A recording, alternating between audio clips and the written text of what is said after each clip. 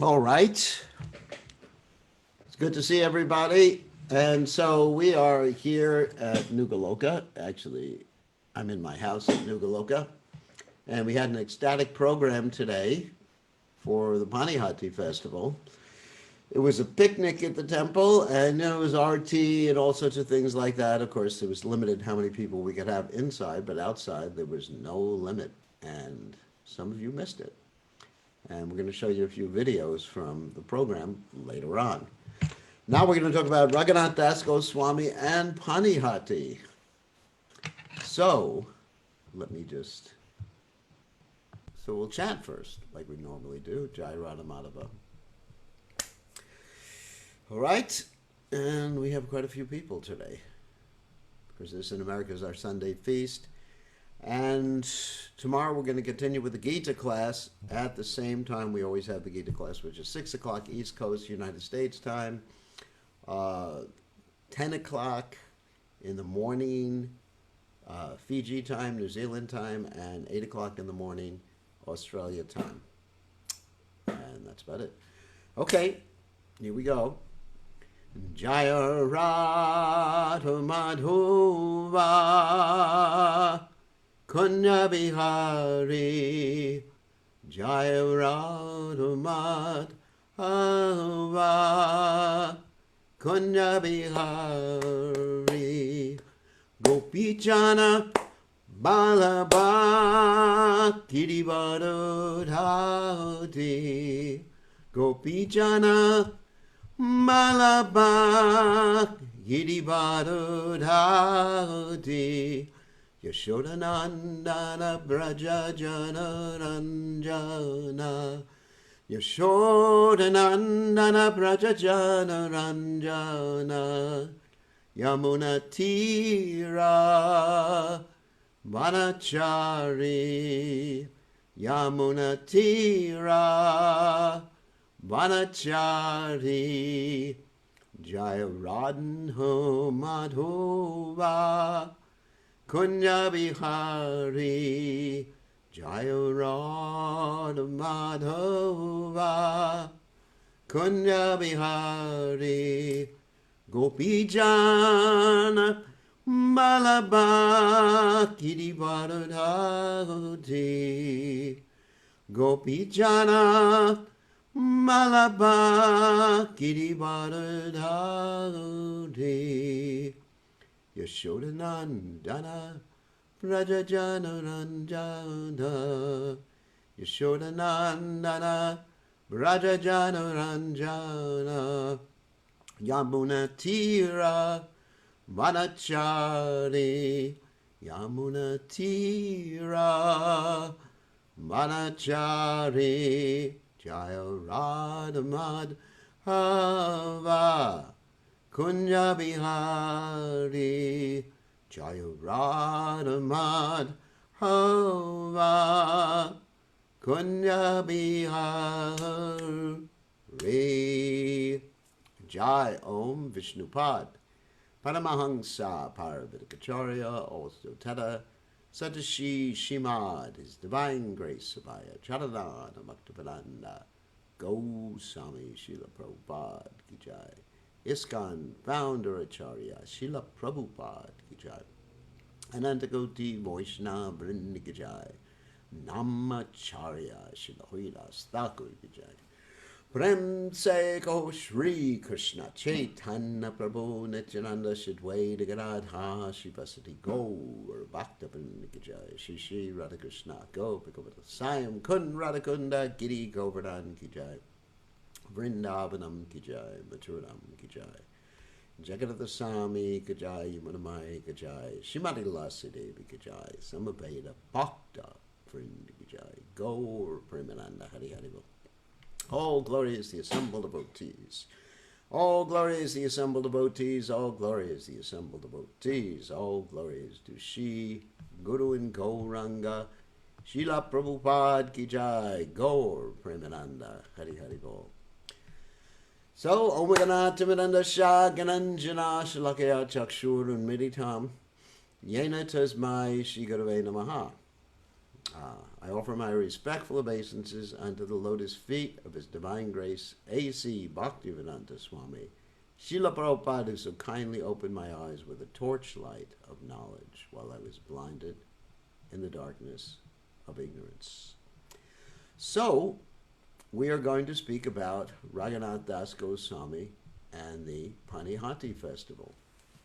This is a very wonderful festival. And the reason we're talking about a festival of chip rice and yogurt, chip rice and condensed milk, is because this festival illustrates the mercy of Lord Nityananda. Lord Nityananda is the original spiritual master. He's non-different from Balaram. And it's described, without the mercy of Lord Nityananda, no one can make any spiritual advancement.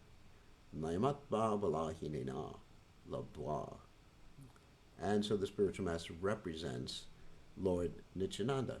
And there's many prayers to Lord Nityananda, one of which we chanted this morning, Nitai Padakala Kamala, Koti Chandri Sushitala, that the lotus feet of Lord Nityananda, Kota Chandra, are like millions of moons. In other words, they have a very cooling effect, cooling down the fire of material existence. And there's many other verses. Heno Nitai Videbai, Radha Krishna Poite Nai. That without the mercy of Lord Nityananda, no one can understand Radha and Krishna. So, let's talk about Raghunatha Goswami, who is one of the 6 Goswamis of Vrindavan, who achieved Lord Nityananda's mercy at the Panihati festival. So let's mention a little bit about Raghunatha Goswami and what his main, let's say, lesson is to all of us. And his main lesson is what's called prayojana. Now, that's a fancy word, which means the goal of Krishna consciousness, always being absorbed in Radha and Krishna's pastimes and Chaitanya Mahaprabhu's pastimes, and being completely detached from this world. Therefore, he's considered the acharya of this ultimate goal of Krishna consciousness. The other 2, let's say, goals of Krishna consciousness are called Sambandha and Abhideya. And the acharyas of each one of those is, let's take Sambandha, Sanatana Goswami, and Abhideya is Rupa Goswami. So Sanatana Goswami teaches us the basic philosophy. Of course, he teaches a lot more than that, but generally they're considered the acharyas of those particular branches of Krishna consciousness. And then we have Rupa Goswami, who teaches us how to practice devotional service, the different stages, the emotions, pure devotional service. Basically, an analysis of the practice up to the stage of love of God. And Raghunatha Goswami is the acharya of, what happens in the spiritual world, the achievement of prema. And let's hear a little bit about his history. So Raghunatha Goswami is a very interesting person for many reasons. One reason is that he became extremely renounced, and he was from a extremely wealthy family. I mean, we're talking like billionaires, like Bill Gates types of people. And of course they were devotees. His father was a great devotee, and his uncle was a great devotee, but they weren't what is called nishkam devotees. Now, we talked about this last night. A very nice question was asked about this. They were sakama devotees. They were devotees who had Krishna consciousness, but really they just wanted, not just, but it was a mixture, but they had a lot of desire to enjoy the material world.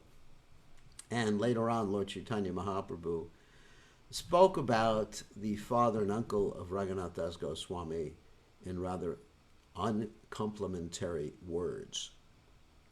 He actually called them, I don't know if I should mention, worms and stool. Well, the reason he called them worms and stool is not because he was trying to denigrate them. He was trying to illustrate the point that sometimes we understand Krishna consciousness perfectly, but we just don't get the point that this material world is not a happy place. And we keep trying and trying and trying and trying. And as the song goes, we can't get no satisfaction. Or, as Prahlad Maharaj says in a more Vedic way, Punak punas charvita charvananam. We keep chewing the already chewed, and it doesn't have any more sugar in it or any more taste to it. So we keep trying, hope against hope. So, anyway, so his father and uncle were extremely wealthy, and they were very worried because Raghunatha Das Goswami was influenced by another great devotee named Haridas Thakur. So they were very worried, our son is going to join the Krishna consciousness movement. I remember this is about 500 years ago, a little more than 500 years ago. They were extremely worried about that. How could we keep him at home? Now, they couldn't tie him up with chains, but they picked something that was probably almost as good as chains. They found the most beautiful girl for him to marry, and they also gave him unlimited wealth. So, actually, we find in the Shikshashika this interesting verse, Nidanam Nijanam Nasundarim, that people are attracted to these things, that attractive features and everything in this world. And it just like keeps one, it's like an anchor that keeps one from going anywhere. Like if you're rowing a boat, row your boat, and the boat doesn't go anywhere, and then you look back and the anchor is still in, not the water, but it's in the ground underneath the water. So anyway, his father and uncle were like that. So Raghunatha Das Goswami went to Shantipur first. This is the first time he went to Shantipur, not the time he actually had the Chip Rice Festival. And he met Sri Chaitanya Mahaprabhu. And Sri Chaitanya Mahaprabhu advised him not to keep trying to run away from home, because he was running away from home in spite of all these different attractive things he had at home, money, whatever he wanted. And Sri Chaitanya Mahaprabhu said, act like you're attached in spite of not being attached. And he gave the example, act like someone who has a secret loving affair and doesn't want anyone to discover it. It's called paramour. Para means transcendental, not transcendental, but other. Amour, that's French, which means love. So, Lord Chaitanya advised them like that, just stay there, act normally. And he used that example of the paramour example I said. And what happened is once upon a time, while he was acting normally, he saved his father and uncle from going to jail. How did he do that? Because his father and his uncle were tax collectors. At that time, in India, if someone was a tax collector, the tax collector would keep a certain portion of the taxes that they collected. This was a impetus so that they would collect a lot of taxes. But Raghunatha Das Goswami's father and uncle collected too much. And there was a report made to one of the Muslims who was called a Chaudhry.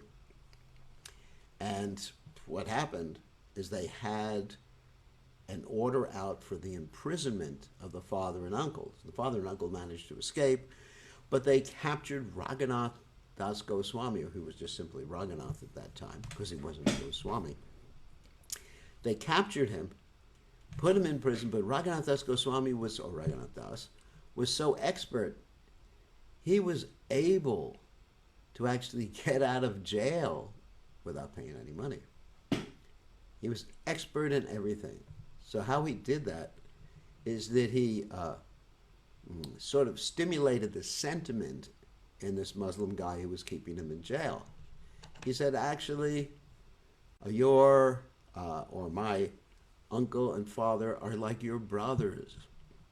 We're from the same village. We have a village relationship. Now, one has to understand what it means to grow up in a village. When you grow up in a village, in India, traditionally, other people in the village would be considered one's cousins or brothers or aunts or uncles, even if they had no relationship to you, and even if they were of a different religion. So he appealed to the Muslim Chaudhry's sentiment by saying, you know, we're like your family members.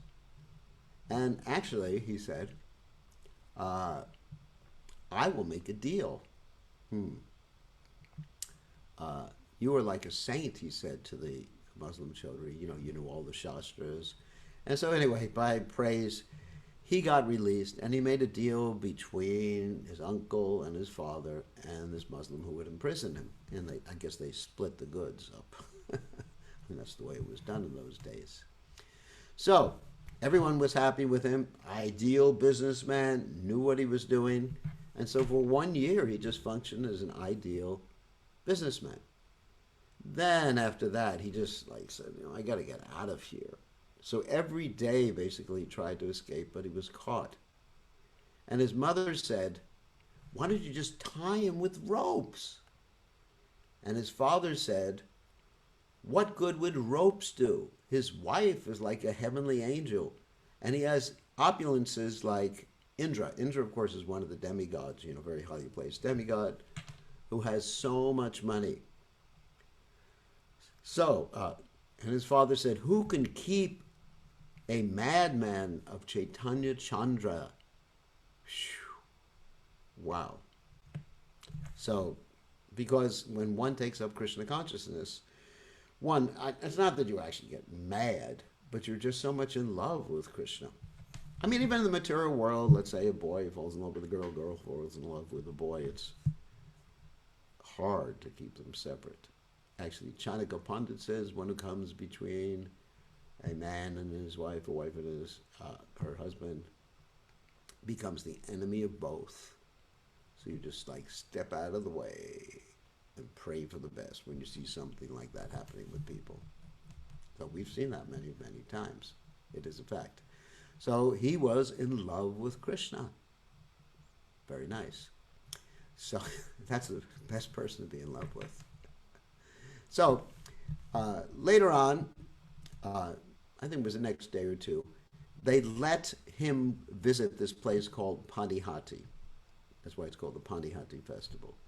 And of course, when he went, he was accompanied by guards and money, and so he couldn't escape at this particular point.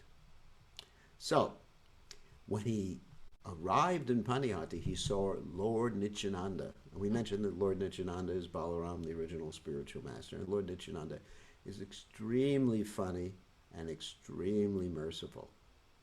So Lord Nityananda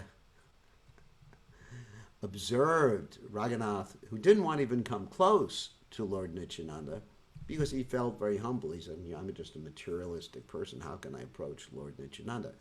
And Lord Nityananda was exhibiting a brilliance at that time like thousands of suns.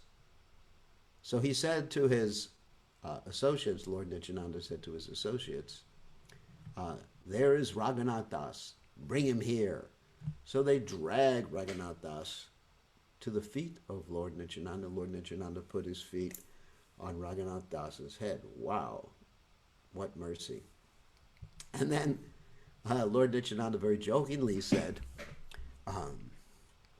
you were a thief,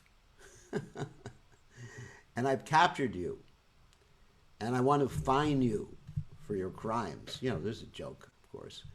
You should feed all my associates yogurt and chipped rice and condensed milk and chipped rice. And so you should arrange, in other words, pay for the festival, because he was rich, or he had a lot of money at that time. So they arranged 400 large pots, and I'm not talking about little pots like that, just really big pots. They have really big pots in India. And all the rice was first soaked in hot milk just to soften it up, because you don't put uncooked rice or raw rice. You can't eat it, it's too hard. And once it was soaked and made soft, it was divided in half, this rice. And one half of the rice was mixed with yogurt, sugar, and bananas. And one half of the rice was mixed with condensed milk and a special banana that you cannot find, I don't think you can find in America, called the champakala, and it was mixed with sugar, ghee, camphor. And Lord Nityananda sat on a platform with all of his associates right by the bank of the river, and of course with brahmanas and other important people, and they offered him and all of his associates 2 pots. And it was so crowded that some of the people who came to enjoy that particular festival had to go into the Ganges River. You know, they were like half submerged, eating their pots of yogurt and chipped rice, or condensed milk and chipped rice. And so Lord Nityananda was having this very big picnic, which we had today at New Goloka. Too bad some of you missed it. It was a really nice picnic. And so, anyway, this is to encourage you to come in the coming weeks, where we're going to have picnics. And this way we can observe social distancing, we can actually be outside so it's not dangerous, and everyone can associate with each other, and we're going to have it like in the middle of the day, so everyone will have time in a relaxed fashion to enjoy the company of everyone else at a social distance. So anyway, so Lord Nityananda was sitting there enjoying this, and he was laughing. And one of his associates, Raghava Pandit, brought some food, other food, for Lord Nityananda. Lord Nityananda said, tonight I will eat at your place, but I belong to a community of coward boys, and we really enjoy picnics. So that's what we're going to have in New Goloka from now on. It's not that we're all coward boys, but Lord Nityananda is Balaram. Balaram is a coward boy. Krishna is also a coward boy. So, Lord Nityananda made Raghava Pandit, who was offering him this food at that point and was going to invite him for dinner later on, sit down and eat. And Lord Nityananda at that point did something really amazing. With his devotion, he brought Lord Chaitanya there. And from each and every pot, Lord Nityananda fed a small amount of rice and chipped rice and the yogurt or the condensed milk to Lord Chaitanya. And Lord Chaitanya also fed Lord Nityananda. Not that everybody saw that, but many of the devotees who had spiritual realization saw that. And then they both sat down and ate and enjoyed this particular picnic. And everyone was chanting in ecstasy. The statement was made by Lord Nityananda, all of you eat and chant Hari Hari. And they were remembering the coward boys and just enjoying life like that. So in Krishna consciousness, we can actually enjoy things like that. It's not just that we're austere, we are not austere yogis. We're meant to just be regular human beings who are Krishna conscious. We cannot imitate Raghunath Das, especially the aspects of the story, which I'm going to tell in a few minutes. We cannot imitate that. We should enjoy ourselves in Krishna consciousness. That's what Prabhupada wanted. Prabhupada said, the duty of the temple president, the duty of the leaders in the Krishna conscious movement, to make sure everyone is joyful, blissful, and ecstatic, and also getting plenty of prasadam. So that's our duty. And, you know, I'm supposed to be the GBC, so that's my duty, to make sure everyone is just very happy, jumping in ecstasy, and having all their needs fulfilled. During this whole time, many shopkeepers came to sell their own goods, like other food. You know, you find that in India, you know, if you have a big festival, people will set up shops within 2 or 3 hours. And we're not talking about concrete and everything, shops like that, but shops with, you know, bamboo and some tarpaulin like that. And they came to sell everything.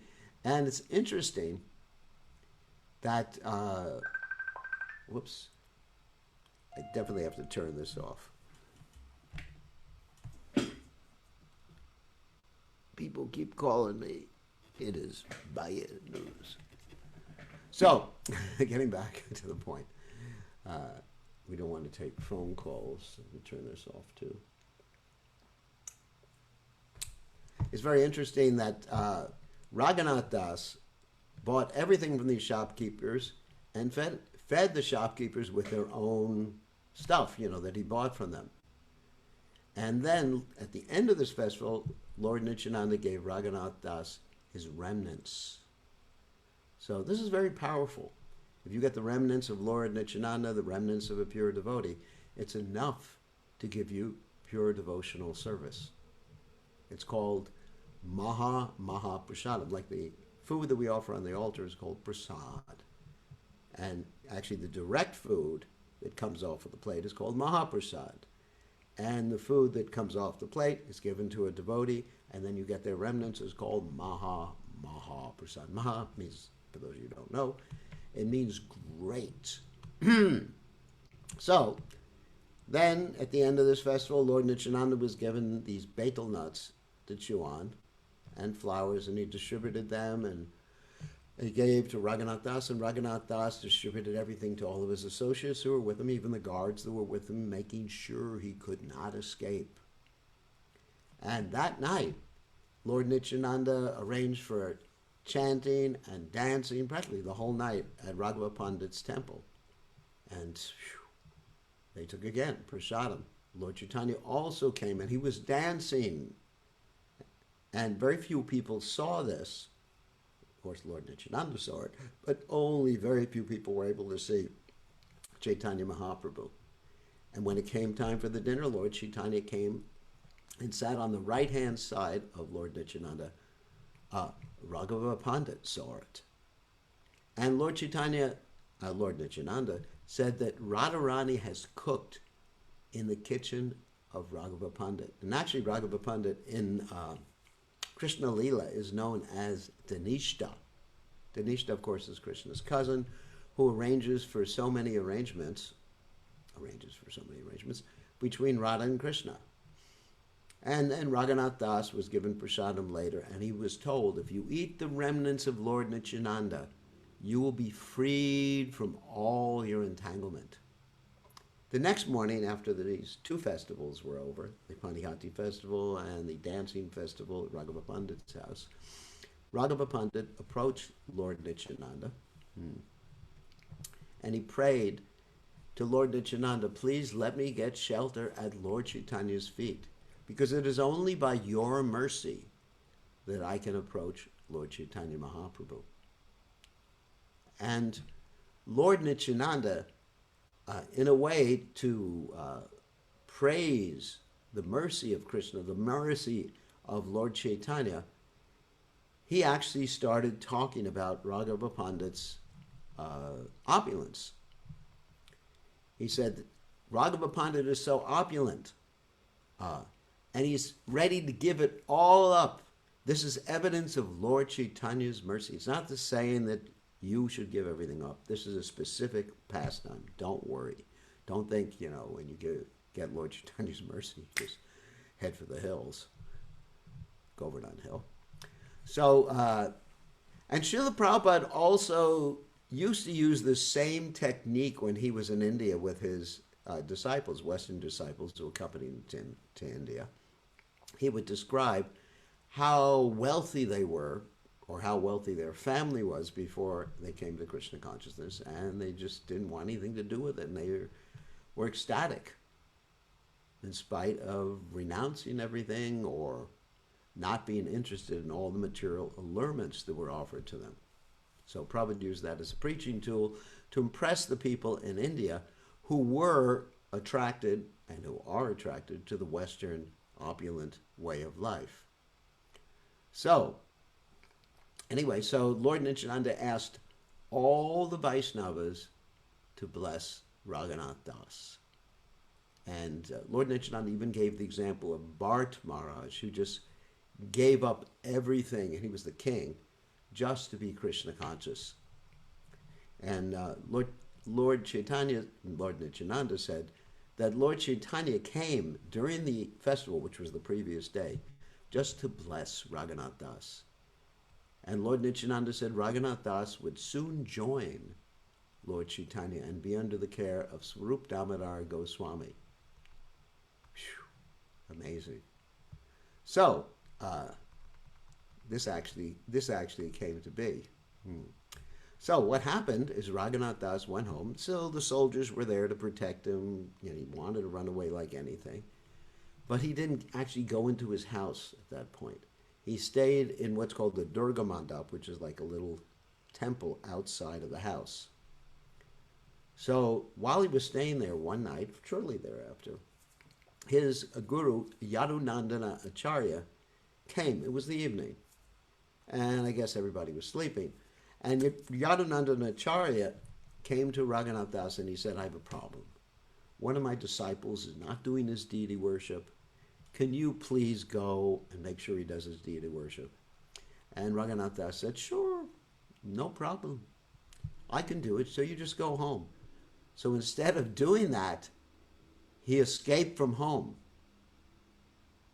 And of course, one may question, did he disobey the order of his spiritual master? No, because the spiritual master was in on the trick. His spiritual master wanted him to actually join Chaitanya Mahaprabhu. So he escaped and he walked 30 miles the first night. Then, in spite of being a very wealthy person, not accustomed to austerities, he stayed the night in a cow shed. And it's not the most comfortable place to stay. And then after 12 days, he reached Puri, Jagannath Puri, where Lord Chaitanya was.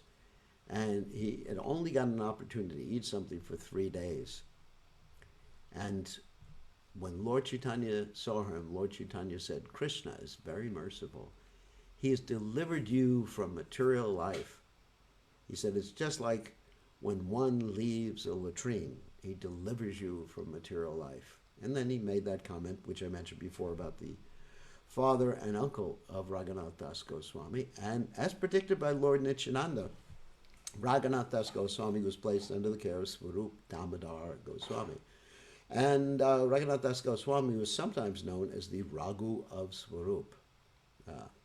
So here's the story of his extreme renunciation. So for the first 5 days, he was taking Lord Chaitanya's remnants. That's pretty nice. But on the 6th day, he thought, this is too opulent for me. I am going to beg for my food and be dependent on Krishna. And Lord Chaitanya asked, what happened with Raghunath Das? Why isn't he coming anymore to take the remnants? And Swarup Damodar Goswami said, well, he's begging instead. And Lord Chaitanya said something very interesting, that if a renunciate is very eager to taste different foods, that means a sannyasi, then his spiritual life is lost. And Prabhupada said that the Mahaprasadam is for the grihastas. And the sannyasis, I mean, they can honor a little bit, but one has to be very, very careful when one's in the renounced order of life. As we'll hear the instruction later on that Raghunath Das Goswami gets about his duty in the renounced order of life. And here's the instruction. So Raghunath Das asked for instructions as to what his duty was, and Lord Chaitanya answered, no Gramya Katha. That is, don't speak Gramya Katha, don't hear. Well, let's explain what Gramya Katha is. Ordinary village talk, you know, rumors, yeah, blah, blah, blah, blah. I mean, obviously, we have to hear about the material world, know what's happening, practical stuff, but just like, don't waste your time in what's called prajalpa, unnecessary talk. And don't eat, this is for renunciates, so don't worry, doesn't refer to you, unless you're a sannyasi. Don't eat palatable foodstuffs. Don't dress opulently. Don't expect honor, but give honor to everyone. Always chant Hare Krishna, and in your mind, serve Radha and Krishna. So, that was the instruction given to Raghunath Das Goswami. Then Raghunath Das Goswami's father started to send many servants, and for 2 years he sent servants with money for Raghunath Das, which Raghunath Das did not accept for himself, but he used the money to prepare prasadam for Lord Chaitanya twice a month. Then, after doing that, he stopped doing it. And Lord Chaitanya asked, why does he stop that? And then Lord Chaitanya said, now I understand. Because one who accepts these sorts of things and becomes dependent on them, his mind becomes wicked from materialistic persons. So just like we were talking about what you eat, previous class we were talking about what you eat can influence your consciousness, influence your mind. So it's also when you accept things, because you become controlled like that.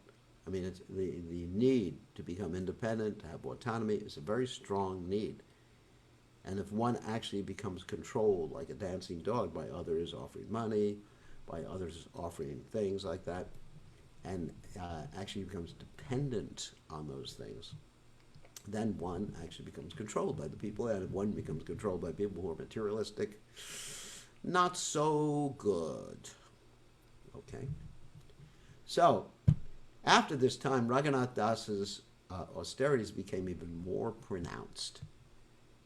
Instead of begging, he went to the Free Prasadam kitchen, and Lord Chaitanya Mahaprabhu praised him for giving up the begging. He said, if you beg, or a person begs, he will actually see people in a discriminatory fashion. In other words, he will say, here comes someone who will give, I will bless him. Here comes someone who will not give, I will not bless him. So we want the mind to be equipoised.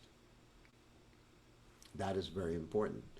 So if one is begging, and also, I'm not saying we should beg, but this is what Raghunath Das was doing, then one will treat people differently according to whether they give something or not. So Lord Chaitanya was very pleased. He was just going to this kitchen for beggars where he could not discriminate between one person and another. Then Lord Chaitanya was so pleased with Raghunath Das, he gave him a Govardhan Shila, which is like the Govardhan Shila that I worship, and Gunjamala. These are special beads, like red and white beads that grow in Vrindavan that represent Srimati Radharani. And this Govardhan Shila and the Gunjamala was worshipped by Lord Chaitanya Mahaprabhu. Like every day, Lord Chaitanya Mahaprabhu would take the Govardhan Shila, put it to his heart, touch it to his head, and even smell it because it reminded him of Govardhan. That's how important Govardhan is. And of course, this illustrated that Chaitanya Mahaprabhu was giving Raghunatha Goswami residence at Govardhan and also the shelter of Srimati Radharani. So the stone that he gave him, the Govardhan Shila he gave him, was moist from the tears of Lord Chaitanya Mahaprabhu. And he told Raghunath Das that this Govardhan Shila is directly the body of Lord Krishna. You should worship this in goodness and offer water, bathe, and 8 manjaris every day. Manjaris are like the tulsi blossoms.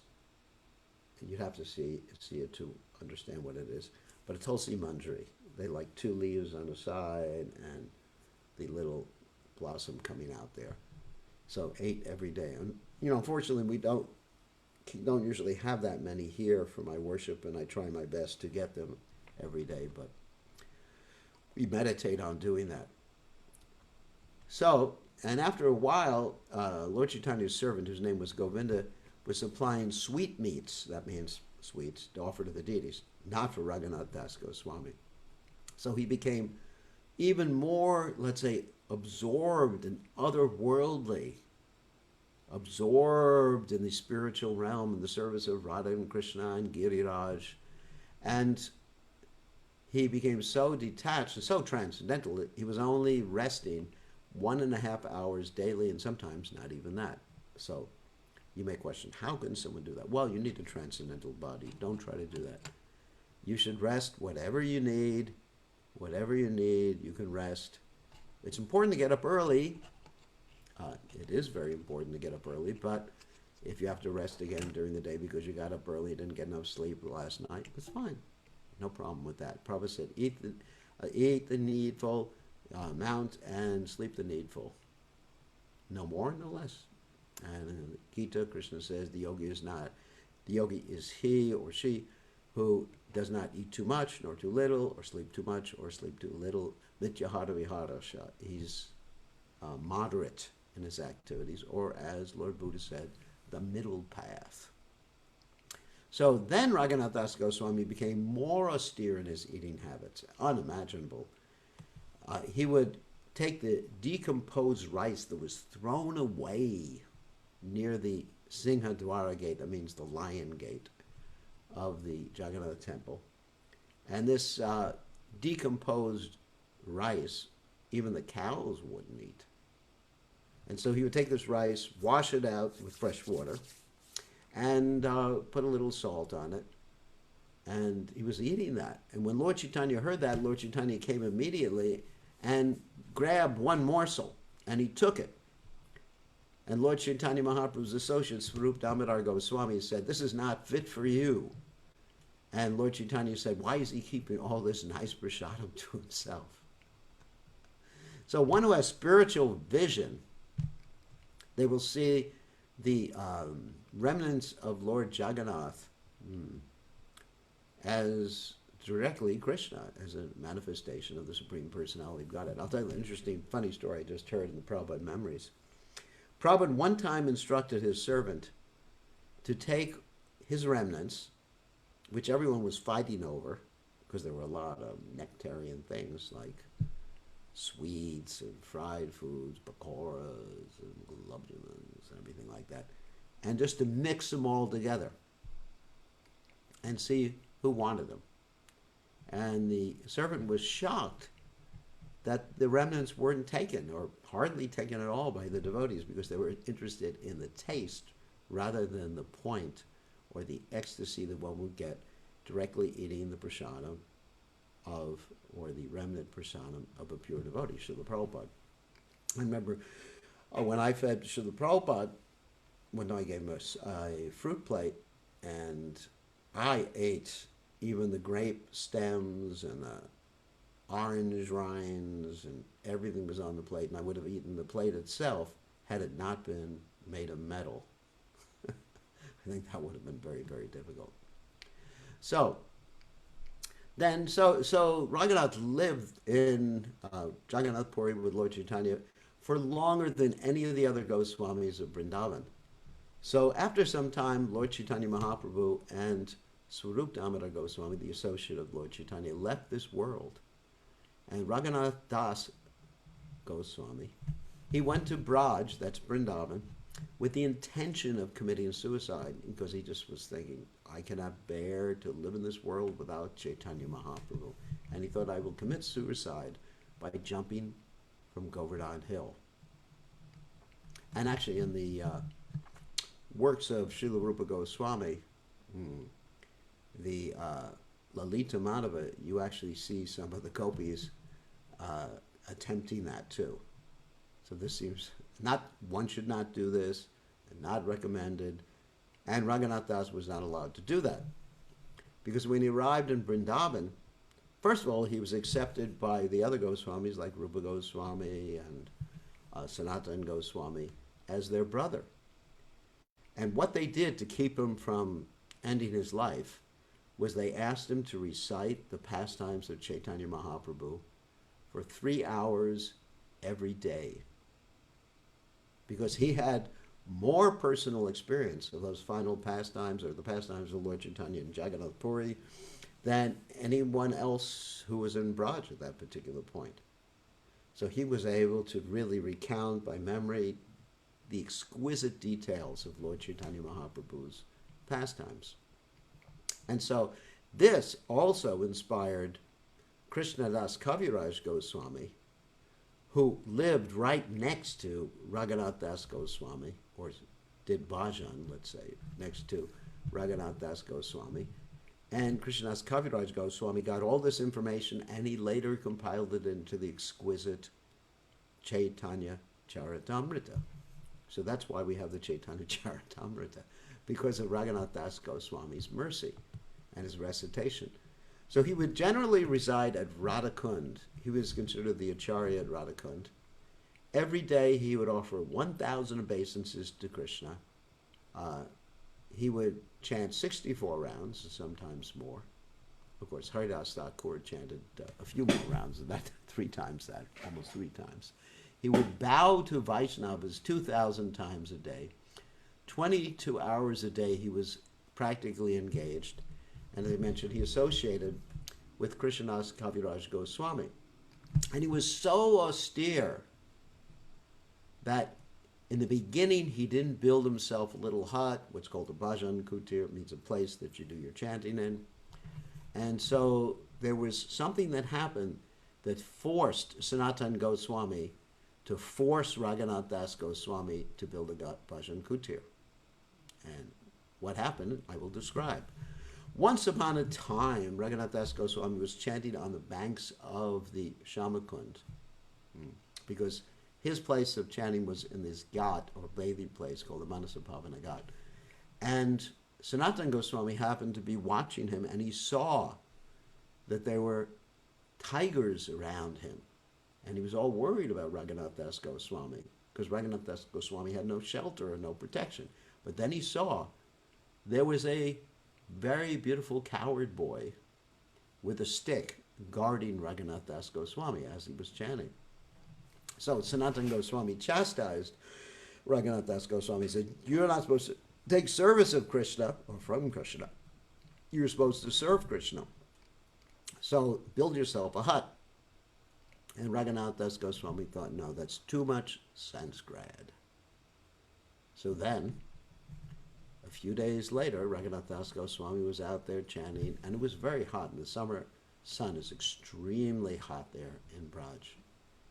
I've been in the sun in the summer in Braj, and it is intense. It's like walking into a blast furnace. You cannot imagine how hot it is.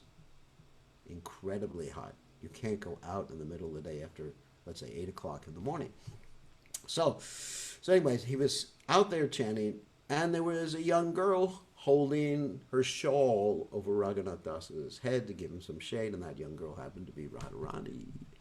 And Sanatana Goswami chastised Raghunath Das Goswami and said, "You cannot take service from Srimati Radharani. Immediately build yourself a bhajan kutir." So he did. And that bhajan kutir is still there today, or at least the place of the bhajan kutir is still there today.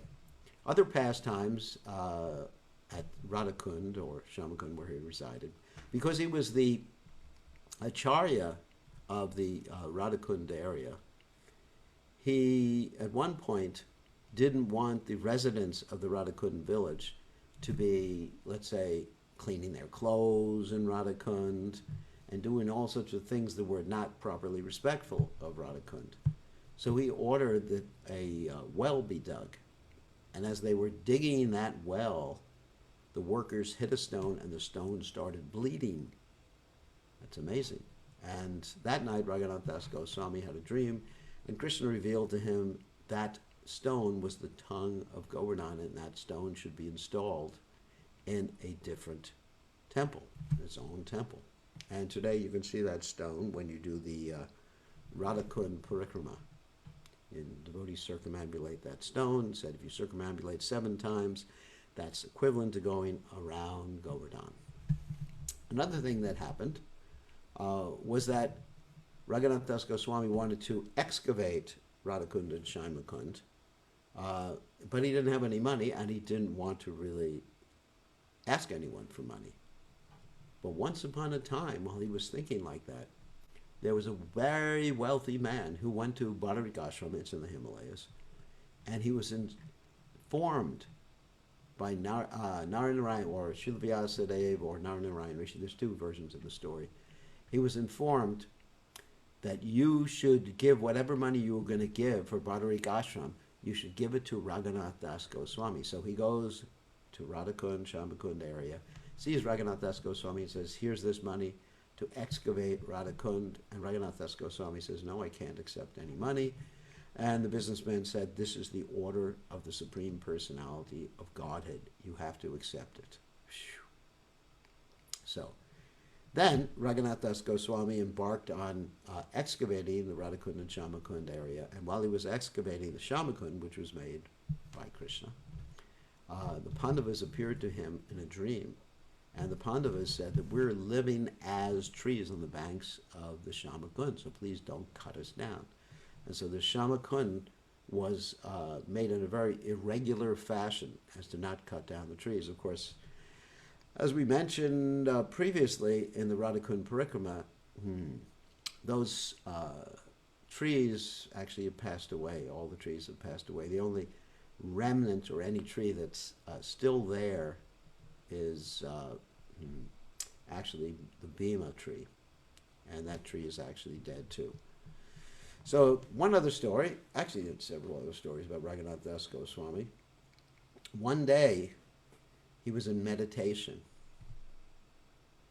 And in his meditation he was participating with the Radha and Krishna. And Radharani gave him some remnants of kheer. It was like condensed milk. And he took those remnants in his meditation, and then he came back out of his meditation and he was having extreme stomach pains. Extreme stomach pains. And he got looked at by an Ayurvedic physician, and Ayurvedic physicians can pretty much tell everything by taking your pulse. So he said, "You have eaten too much kheer, and your stomach is full of kheer, and it's fermented." And so Raghunath Das remembered that actually I did not take any kheer externally, but I took kheer in my meditation on Radha and Krishna's pastimes. Later on, Raghunath Das hosted Janava Mata, the great Lady Acharya, in our Sampradaya, and arranged for her to have a private bathing place at Radhakund. And those who go to Radhakund could see her private bathing place, and we've shown everybody that private bathing place. So Raghunath Das Goswami, in spite of being the Acharya, he never put anything in Radhakund in his name.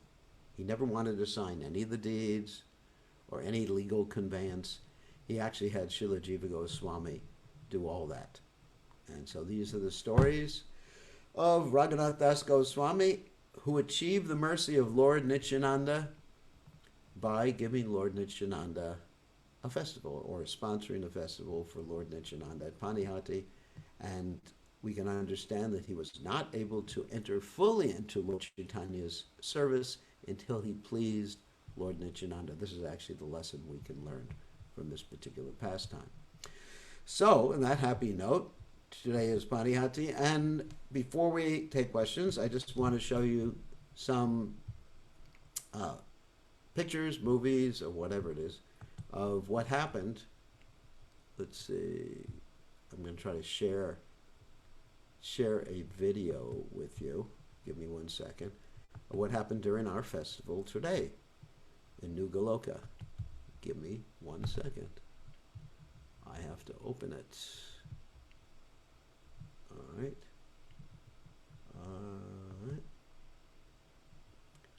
Give me 1 second. We're here with all the devotees. Give me a second. Okay. We are ready. Okay, I'm going to share this. Hopefully, I'll be able to share all this with you. Maybe it won't let me share. Let me. Maybe it will, maybe it won't. Yep, here we go. Just a few seconds of this so you can see what you missed by not being with us today. We had an outdoor festival and I was chanting on the guitar and people were sharing prasadam and everything like that. Here we go.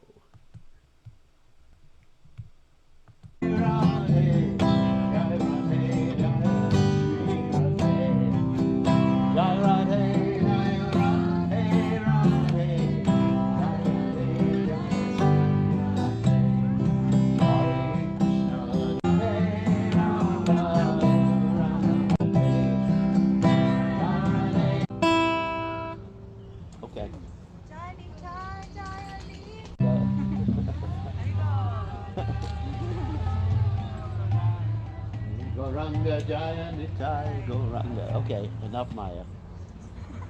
So, so anyway, so we got a lot of people online. Just see what you're missing. Too bad, just trapped in your homes, your lives, uselessly striving for material attainment.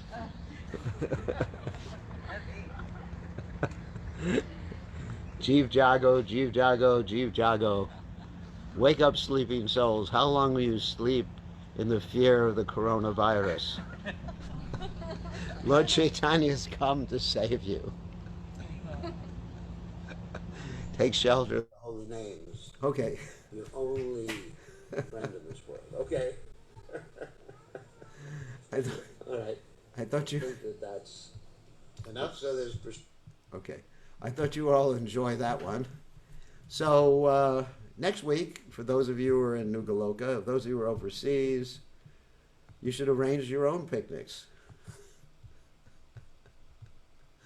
And this, of course, if you're in a place like New Zealand, it's too cold to have a picnic, unless you happen to be an Eskimo or something like that.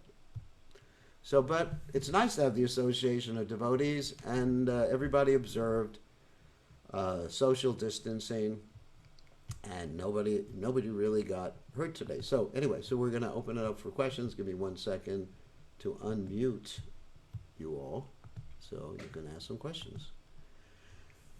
Okay, does anyone have any questions before we close for the night?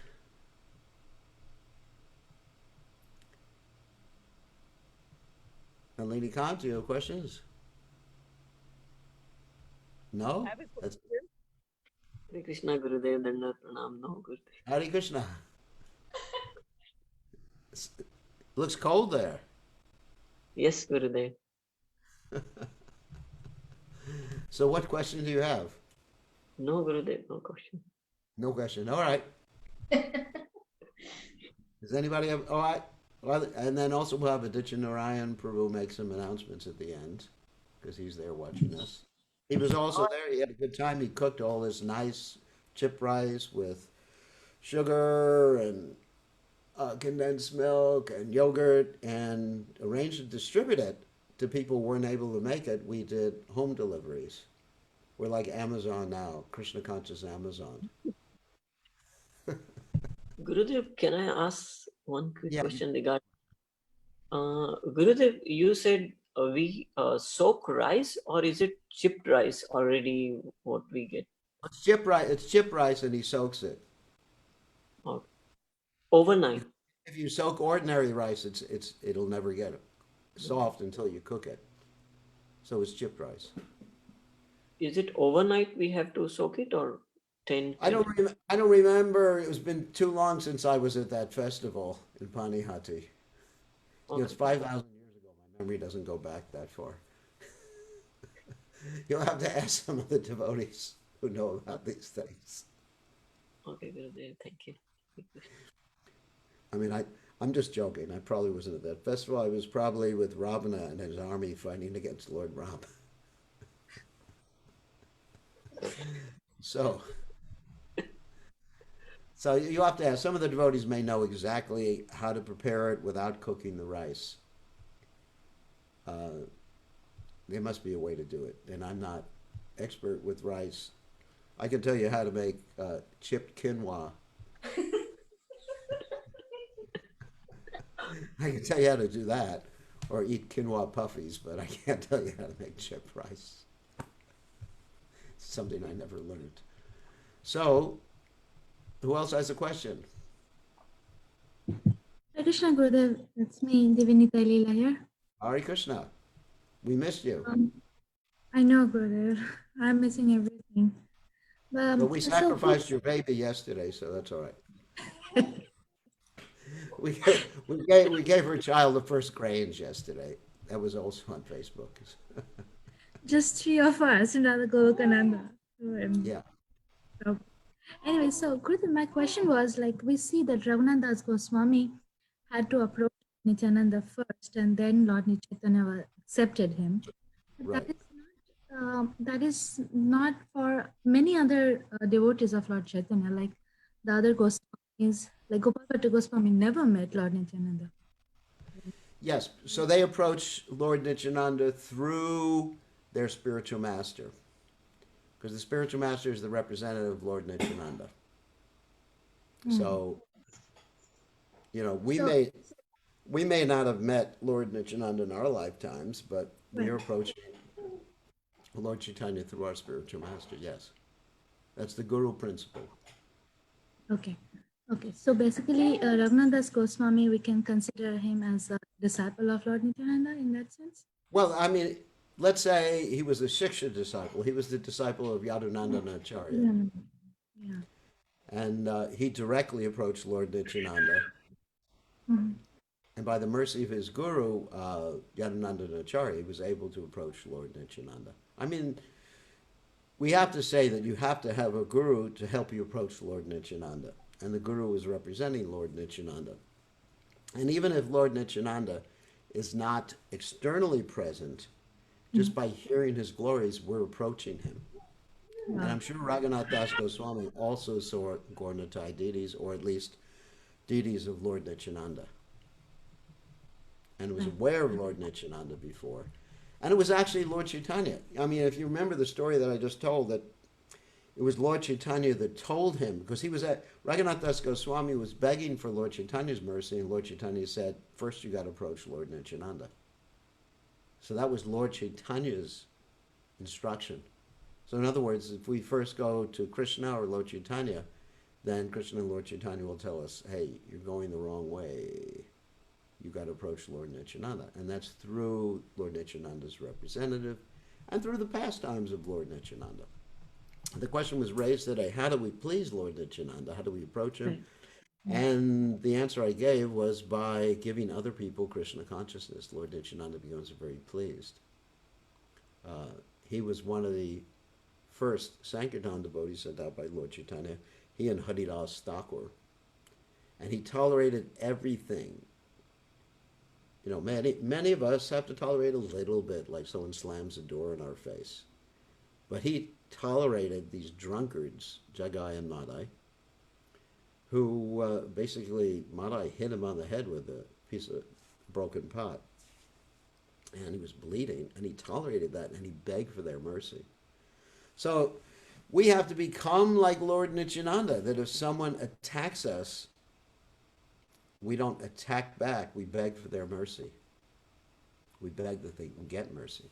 So that's how you approach Lord Nityananda. Got it? No enemies, just, yeah. You can finish with what were you saying? That's all right? So Gurudev, like Lord Chaitanya also says that in Chaitanya Bhagavat we hear that you can get mercy of Lord Chaitanya from Lord and the other way also. Yeah. Like Mahaprabhu can give Nitai and Nitai can give Mahaprabhu. It's like Yes, one needs both of them. Actually, in the both. Chaitanya Charitamrita, it says, whoops, I think someone is getting ecstatic. Jai Govinda, okay. That was a Jai Govinda. He was feeling great ecstasy. So in the Chaitanya Charitamrita, some people just like faint in ecstasy in the middle of my classes, it's ecstatic. So anyways, It is. so getting back to the point, Chaitanya Charitamrita says you can't have Lord Chaitanya without Lord Nityananda. You can't have Lord Nityananda without Lord Chaitanya. So the description is like it's a half a hand logic. And that is in relationship to, if someone wants to get the golden egg that the chicken laid, you can't cut off half of the chicken and expect golden eggs. You got to feed the chicken too. So in other words, you got to have both. Actually, Krishna's Kaviraj Goswami says if one worships Lord Chaitanya without Lord Nityananda, it would be better for that person to be an atheist, or Lord Nityananda without Lord Chaitanya. Better to be an atheist than to neglect one out of the two. It's a pretty heavy statement. It's in the Chaitanya Charitamrita. You can read that. You look it up. So we accept both, the mercy of both of them. And Raghunatha Das Goswami illustrates that by first going to Lord Chaitanya, and then Lord Chaitanya sends him to Lord Nitai, Lord Nityananda. Okay? And Thank you, Guru. Thank you, Guru. Mr. Gopal has a question. Hi, Unmute Gurudev. yourself. Yeah. Hare Krishna. You had said that the way to get the mercy of Lord Nityananda is to bring others to Krishna, and bring others to the spiritual master. But also, we've heard Srila Prabhupada say that it's very important that a disciple acts properly, because otherwise it's an embarrassment for the spiritual master in front of Krishna. Yes. So does the preacher or the spiritual master ever feel some reticence or some hesitation to preach to a particular person because they see that the qualities may not be, so fitting for presenting to Lord Nityananda? No, they just send him to preach to. Let me just find some funny story. They send him to the Central Park Zoo to preach to the animals. There's always a preaching venue for everybody. Yeah. No, I mean everybody can come up to the standard. It's just a question of accepting the mercy of Lord Nityananda. You can come to the standard, but it requires sense control. So when one is out preaching or speaking and sharing Krishna consciousness, if they see someone who doesn't demonstrate willingness or even ability to control one's senses, what discrimination should we use there and how we give them Krishna consciousness? Put them in the plow department. That's what Prabhupada said. Because there's different natures. I mean, some people can be examples and preach directly, whereas other people can do other types of work. It's not that everybody, just like becomes a preacher. There's work for everybody in Krishna consciousness. But especially we see more and more these days, mental illness is becoming very prevalent. I mean, much more so than when we were growing up in the 70s and 80s. Now, more and more you see autism and PTSD and so many grave mental illnesses that make it virtually, even physically or chemically, impossible for someone to properly function in the mission. Or So to how be do we help president of those the United, or to be president of the United States. Okay. But we can see that that's not so conducive to positive service. Well, Prabhupada said that Krishna conscious movement is brain giving. So, my experience is if we chant, I mean, I don't know if you heard my class about Bhakta Peter. Yes. So, there's an example. I mean, for those of you who didn't hear that class about Bhakta Peter, I'll tell it real quickly. It was the Boston Temple. Bhakta Peter, everyone thought he was completely crazy. He would just sit and be mumbling his rounds or, whatever in the corner. And really, they thought he's really dysfunctional. And so they asked Prabhupada, can we throw him out of the temple? And Prabhupada said no. And then a few years later, and this devotee was visiting, not Bhakta Peter, but the devotee who commented. He was visiting Los Angeles, and he saw Bhakta Peter there, in the temple room, and he asked the temple president or whatever. He said, who's that? And they said, well, he's a great saint. He's translated all the books of the Goswamis. His name was Kusakratha. Oh, Kusakratha, right. Yeah, who was a good friend of mine. Actually, I used to go on Sankirtan with Kusakratha. That's before he started translating. And he would just be chanting all day long. Hare Krishna. And the interesting thing, he was just chanting all day long. And real slowly. He would take a long time to chant his rounds. I just remember him, on Sankirtan, he'd be going, Hare Krishna, Hare Krishna, Krishna, but the whole day chanting the Hare Krishna Maha Mantra. And phew, what he became, great saint, translating Vaishnava literatures, expert in Sanskrit and Bengali. Amazing. I think other than Prabhupada, probably our most prolific author in ISKCON. So what you're saying is the process works. It works. Dinahina Yatachilo Haridam Udarilo. It doesn't matter. I mean, it works. It's brain giving. I've seen amazing things happen. And the thing is, you could say, well, he wasn't taking drugs before. He wasn't. It wasn't. He was a very straight-laced person. Huh. So it wasn't drugs that did that to him. I knew him quite well because he worked with me for years in Houston doing Sankirtan. He and I would go out to this mall called the Galleria Mall together to distribute books.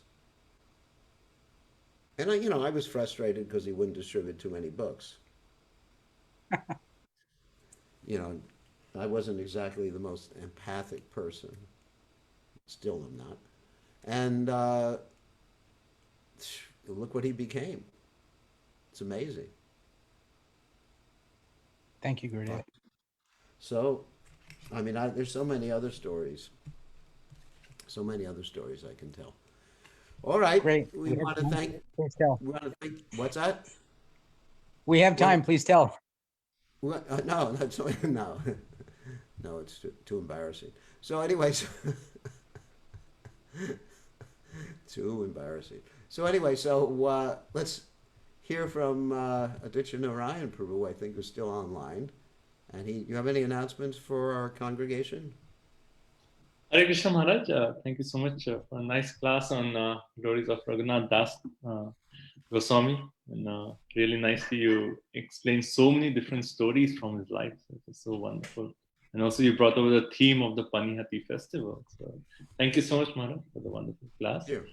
I wanted to thank all the devotees who came forward to sponsor the Panihati festival. We've got many devotees who actually came, sponsored the festival. Some of them came to a temple to receive the prasadam, and some of them went out and delivered the prasadam. So thank you everyone for your sponsorship. And as we have announced, sent out the information, the temple is open now. Every day you can come, take darshan. We do require everyone to wear mask and follow the social distancing. But the temple as such is open. So every day you can come, take darshan, and Sunday also Maharaj was talking about the day program. So we are slowly getting back to the regular schedule.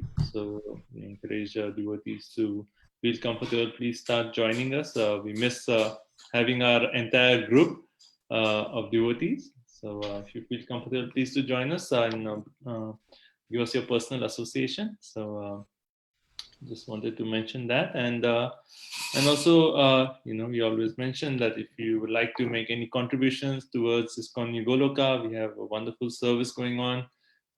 We actually today we made 11 different types of the Panihati Chittadahi prasadam. So there are 11 different types, some sweet and some salty varieties. And we made a nice offering for the pleasure of Sri Sri Radha Golokananda. And we got the opportunity to serve Raghunatha Das Goswami, Nityananda Prabhu, and all the Vaishnavas. So it was very wonderful. So temple nice services are going on. So if you'd like to be a part of the services, you can contribute. You can give donations through PayPal or through our website. Our PayPal link is newgoloka108@gmail.com.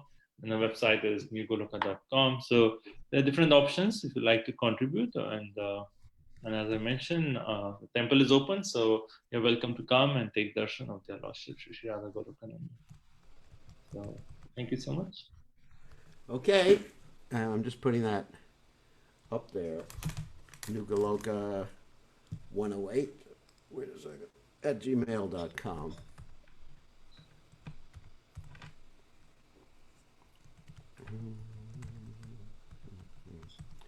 Okay. Okay. Thank you all very much, and we'll see you tomorrow at 6 o'clock in the evening, East Coast U.S. time, and as I mentioned before, that's 8 o'clock in the morning Australian time, and 10 o'clock New Zealand time for Bhagavad Gita class. Thank you very much. All glories to His Divine Grace, Srila Prabhupada ki... What? You got an announcement? No, but I just was saying Jai. All right, Prabhupada ki jai. Haribol.